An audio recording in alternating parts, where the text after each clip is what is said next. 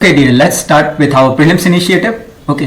Question है आपका, consider the following initiative by atomic energy commission. Okay, अभी energy को लेके कितना, ठीक है, तो क्योंकि again we are renewing our commitment with US, तो न्यूक्लियर डील हमारे समय न्यूक्लियर 1 2 3 जो डील था, और अगेन चाइना, फिर डिफरेंट कंट्रीज है ना, अरीवा और ये सब जितने भी है, प्रोवाइडिंग स्मॉल न्यूक्लियर रिएक्टर्स. तो क्वेश्चन आने के चांसेस.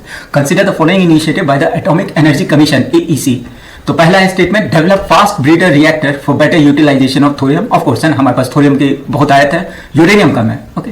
दूसरा, collaborate with ISRO for nuclear powered propulsion system. ऐसा तो कोई न्यूज अभी तक आया नहीं है कि इसरो जो है space research organisation, Indian space research, वो कोलैबोरेट कर रहा है, ऐसा कोई भी नहीं है ना. न्यूक्लियर पावर्ड प्रोपल्सन सिस्टम अभी भी हम रशिया से लेते हैं, राइट, ठीक है, न्यूक्लियर पावर्ड सबमरीन या ऐसे जो भी चीज बोलते हैं.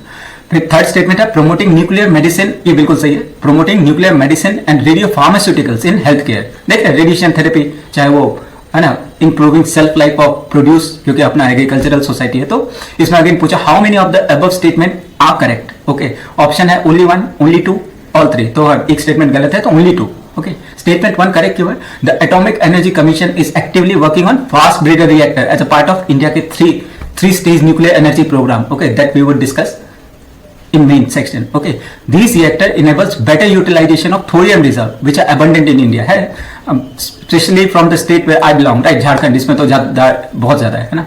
तो ये thorium plays a crucial role in achieving energy sustainability. फिर statement 2 incorrect है, while the, क्योंकि इसरो और इसका कोई कोलेबोरेशन नहीं है. While the Atomic Energy Commission is involved in various nuclear energy advancement, collaboration with ISRO on nuclear powered propulsion system is not currently within the scope.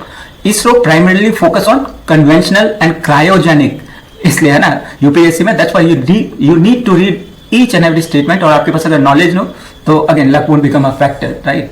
आपके पास knowledge भी होना चाहिए और थोड़ा बहुत लक भी होना चाहिए ना. तो क्रायोजेनिक समझ के ये नहीं बोलना कि हाँ जरूर कोलैबोरेशन होगा न्यूक्लियर और इसका.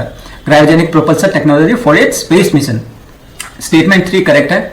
द एटॉमिक एनर्जी कमीशन ये प्रमोट करता है न्यूक्लियर, जानते हैं ना, nuclear medicine and radio pharmaceuticals for diagnostic and therapeutic purpose in health care. Okay, ये इंक्लूड करता है ना, अभी कैंसर ट्रीटमेंट देख रहे हैं हम, कार्डियोलॉजी में, और ये सब अभी तो कितना ज्यादा मेडिकल एडवांसमेंट, न्यूरोलॉजी में, और वो प्लांट वाला तो है ना, सेल्फ लाइफ बढ़ाना, राइट.